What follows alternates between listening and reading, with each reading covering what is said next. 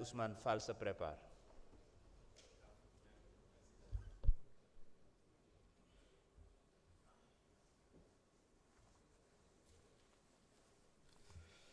أعوذ بالله من الشيطان الرجيم بسم الله الرحمن الرحيم اللهم صل وسلم وبارك على سيدنا ومولانا محمد. Monsieur le président maa ngi lay nuyu di nuyu monsieur le ministre ak collaborateurs yi ma àndal waaye di nuyu booleem député yi nga xamante ne ñoom la ñu bokkal ngombalaan gi ak ñi ñuy bàyyi xel ci biir réew mi ak bitim réew.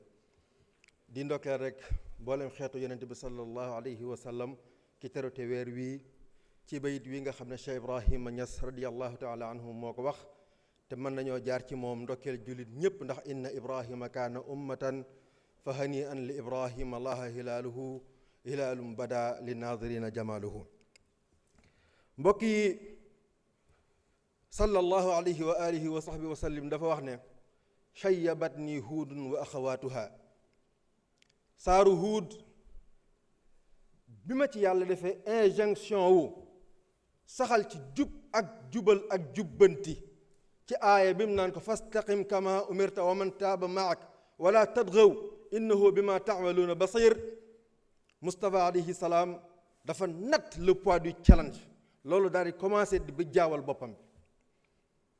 loolu moo tax nag lépp njiit loo xamante ne dangaa jaay saw askan dangaa wax saw askan ne ni ma leen di jiitee mooy teg ko ci jub ak jubal ak jubbanti soo ko yëgee ak boo ko yëgut am nga challenge bu rëy bu tiim sa bopp. loolu war laa yóbbu ci nga jóge ci slogan jóge ci ay baat yu ñuy sànni waaye samp ay jéego yoo xamante ne day wane ne loolu nga wax da nga ko génn ci mébét waaye nga jëmmal ko. loolu moo tax tey jii ñeenti luwaay yi nga xamante ne moom la ñu indi teg ko ci sunu kanam te tey ñu war cee jël ñaar bu subaa ñu jëlaat ñaar doon ñeenti tànk yoo xamante ne mooy garantir équilibre doom ji nga xamante ne dafa judduwaat muy Sénégal. xeex corruption mbokk yi corruption ak max la goo xamante ne su duggee ci mbir da koy dénuder de son essence ba pare jëmm ji nekk fi maanaam mu taxaw te amatul jëmm.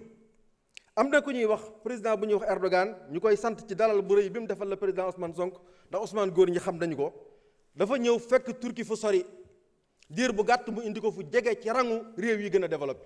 bi ñu ko laajee lan mooy sa secret dafa wax ne dama téye rek loxoy sàcc si nga xamante ne dañ ko doon jaarale ci corruption ak mbokkam ma concussion.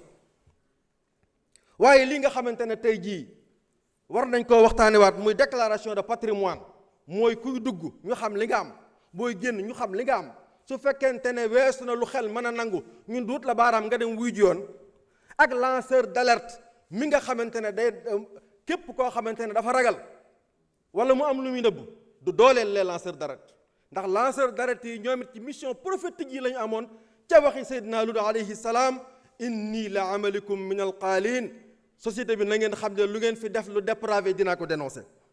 waaye accès à l'information lii nga xamante ne dama ko yor te moomoo ko man kese yéen ñëpp yéen a ko moom seeni buy ak seeni daxaar ngeen dajale ma war leen cee defaral luy tax seenu dund jag kenn ku nekk ci yéen lam ci yitte woo ci information ubbi nañ bunt yëpp pour mu xam ko.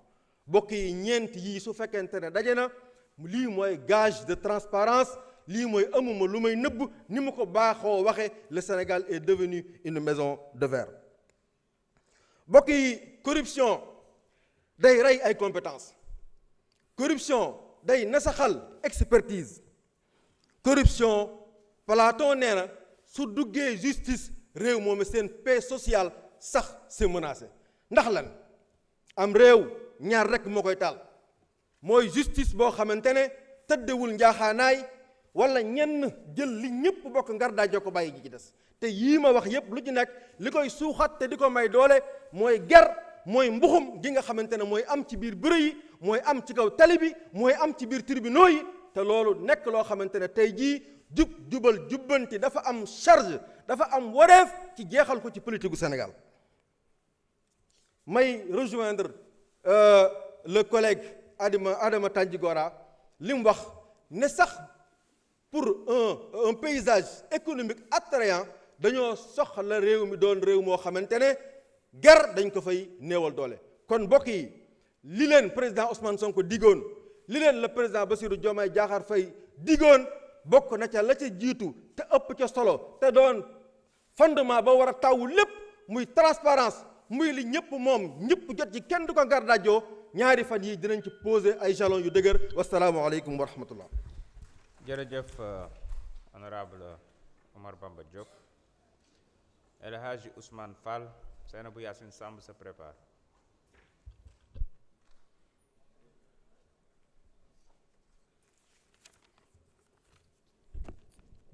Merci Monsieur le Président. Monsieur le Président, ñu lay nuyu di nuyu Monsieur le Ministre, à l'ensemble de vos collaborateurs, di nuyu l'ensemble des collègues députés.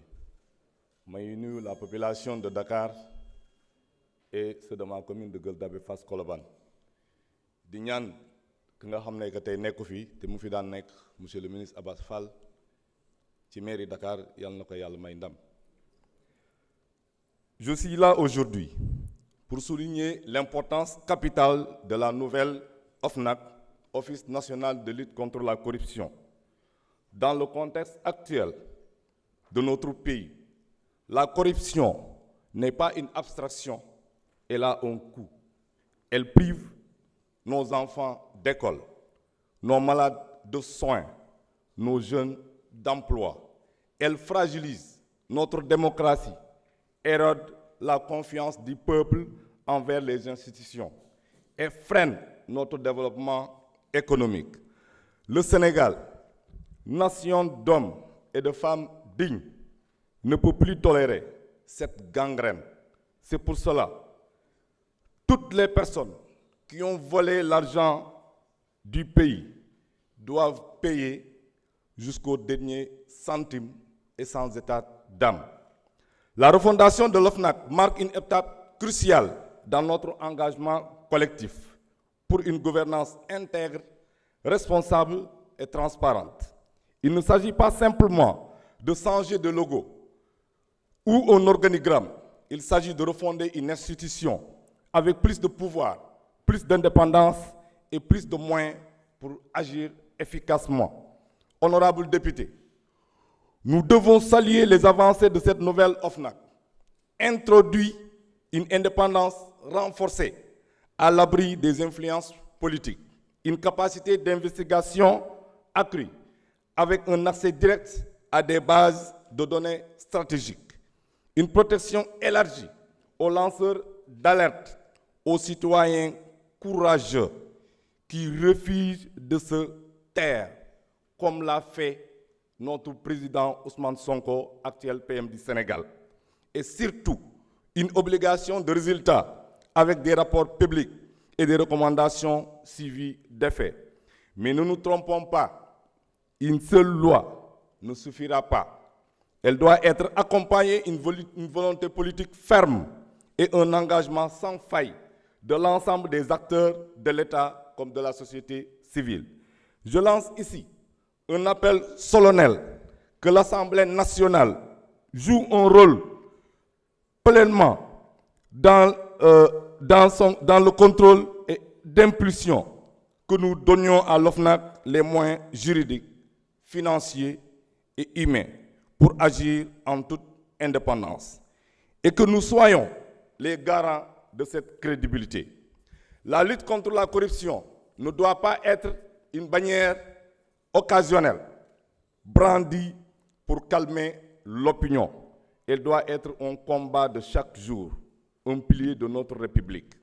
Enfin, souvenons-nous que chaque acte de transparence que nous posons, chaque dénonciation que nous protégeons, chaque habit que nous punissions est un pas vers un Sénégal plus juste, plus digne et plus transparent. Monsieur le ministre, moo wax la que loi bi incha allah dinañ ko voter mais am na leen ne xam ne ay institutions yi nga xam ne ko nekkoon na fii comme ay genre CREI. Je salue d'ailleurs dès les premiers jours waa pôle judiciaire communication bu nga xam ne que daan nañ ko def ci li nga xam ne xaalis bu nga xam ne que jël nañ ko may wax ne que bépp xaalis bu nga xam ne que récupéré nañ ko ci wàllu ger nañ fexe ba askan bi xam ko ak fan lay dugg. maa leen di jaajëfal merci.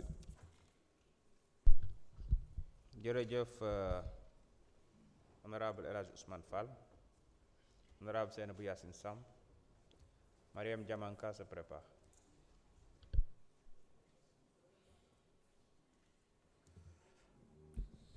أعوذ بالله من الشيطان الرجيم لا حول ولا قوة إلا بالله العلي العظيم inna lillahi wa inna ilayhi raji'un.